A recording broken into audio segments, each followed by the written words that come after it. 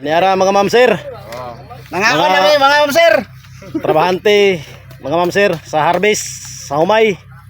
Mga magsasaka mga ma'am sir, nangaon. Mangaon tanin niyo mga ma'am sir.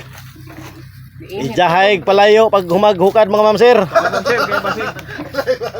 Partner bang humuta ilang sudan mga ma'am sir. Punong plato sir. Paksi yung isda mga ma'am sir. Kini kauna mga ma'am sir, paniud to ni. Nagkatawa sila kuya mga ma'am sir. Ulo sa balako na magsabaw. Lami na siya. Ara sila kuya mga ma'am sir, mga tatay o kuya. Mga Ranger ba? Ingon ani ni Idris Bukid ba sa mga ma'am sir, mag tipo. Wala lang mga ate mga sir. Ara. Na tatay oh.